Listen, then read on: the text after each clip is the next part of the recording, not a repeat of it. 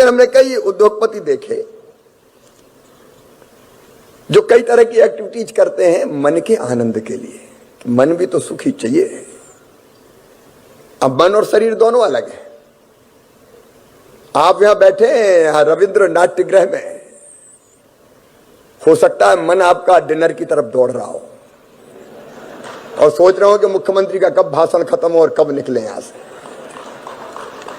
कोई top and town की ice cream की तरफ भी दौड़ सकता है।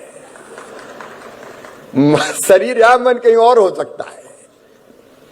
तो मन एक अलग चीज है जो हमेशा खुद भी आनंद चाहता है। अब आप देखो, आज हमने कुछ करदाताओं को सम्मानित किया। अब ये 3 लाख 1.5 लाख की राशि कोई बड़ी राशि नहीं है, लेकिन हाथ मिला के जब उनको धन्यवाद दिया तो मन गदगद हो गया। सम्मान चाहता है मन, पैसे की बात नहीं है।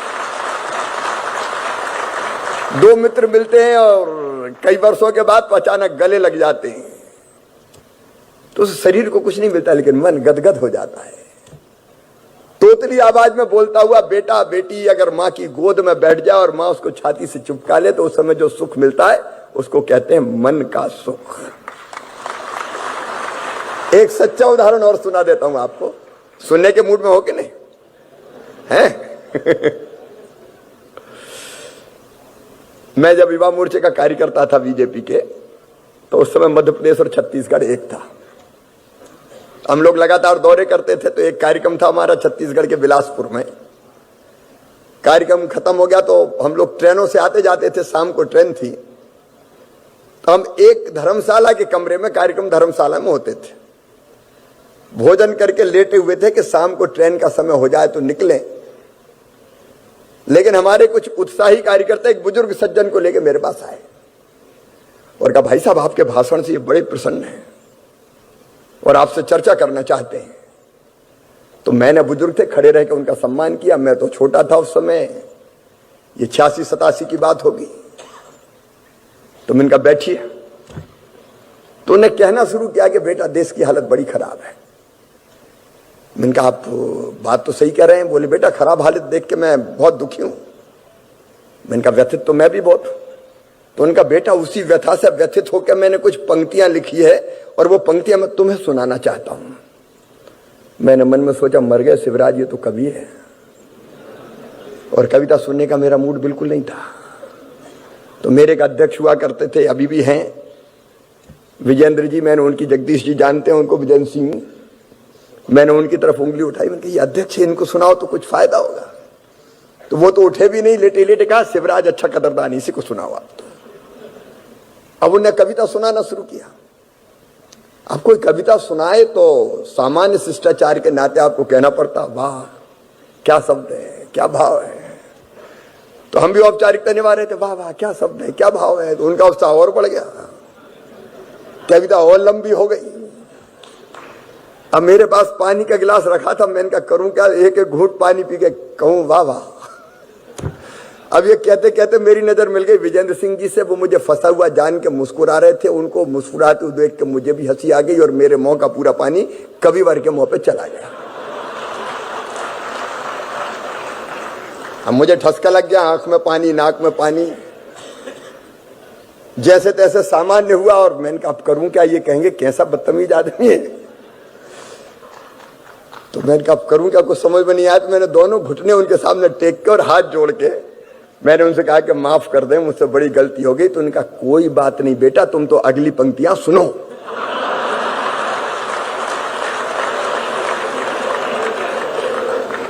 ये अगली पंक्ति सुनाने का सुख है मन का सुख।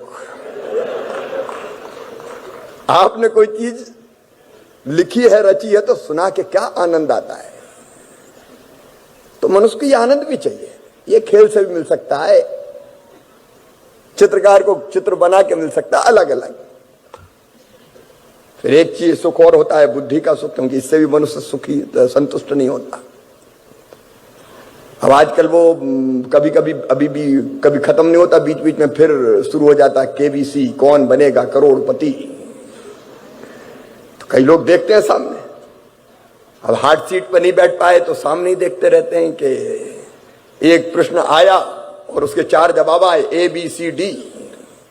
परिवार के संग देख रहे हैं और कोई सही उत्तर मिल गया तो जोर से चिल्लाए B, और अगर सही निकल गया तो फिर अपनी पत्नी की तरफ देखा जा, देखा हम भी। अब ये बुद्धि का सुख है। कोई चीज का अगर हमने जवाब खोज लिया, उसका बढ़िया उदाहरण न्यूटन कहते हैं। एक पेड़ के नीचे बैठे थे, फलदार पेड़ था।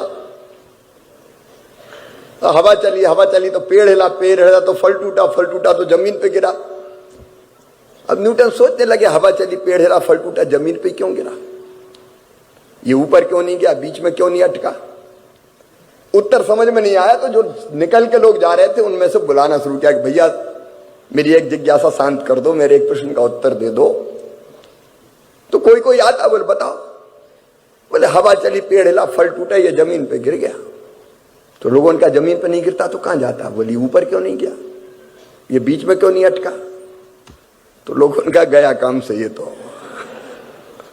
पागल हो गया। बोले देख नहीं रहे थे, बरसों से देखते चले आए, जब कोई चीज ऊपर से टूटती है तो नीचे ही तो गिरती है।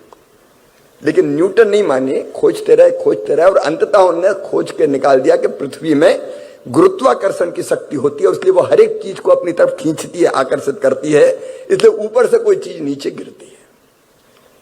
अब इस सिद्धांत को खोज के जो सुख न्यूटन को मिला उसको कहते हैं बुद्धि का सुख। लेकिन एक सुख की और आज चर्चा करूंगा। कहीं आग लग जाए, दौड़ पड़ते हो आप बुझाने। कोई एक्सीडेंट हो जाए, आपकी इच्छा होती कैसे मैं मदद करूं।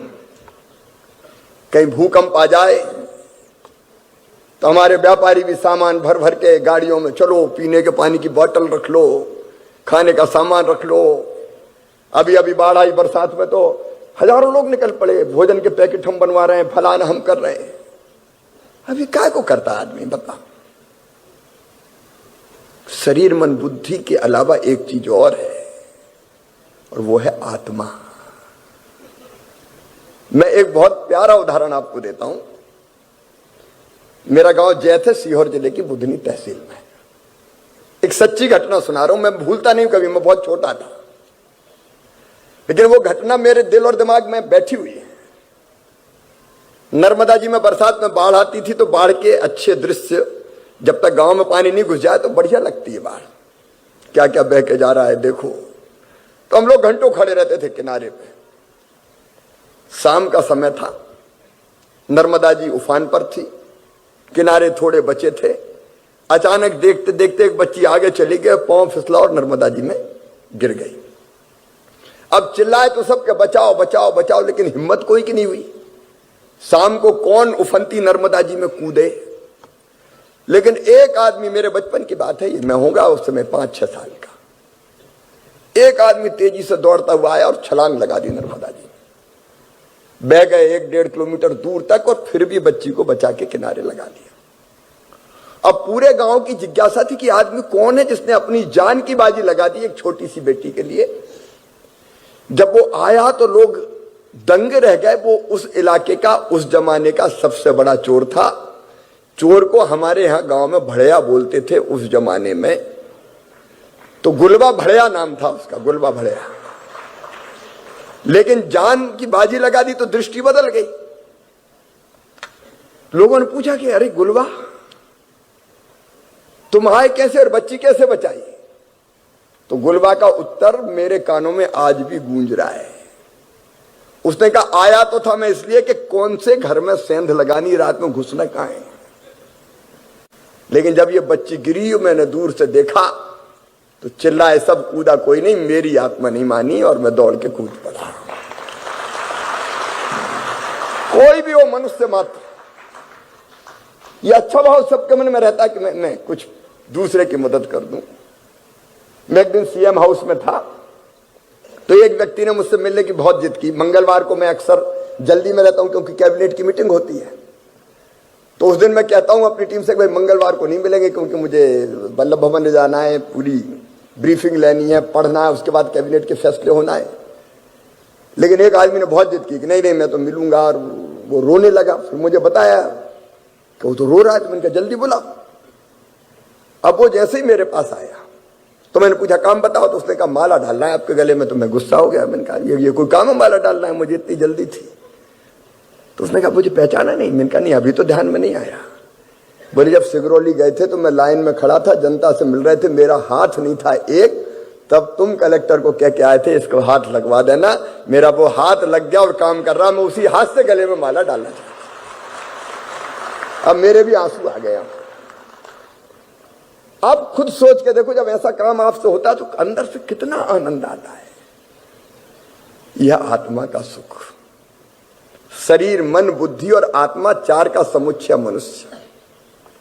चारों का सुख चाहिए, इसलिए अपने यहां व्यवस्था बनाई गई धर्म, अर्थ, काम और मोक्ष की।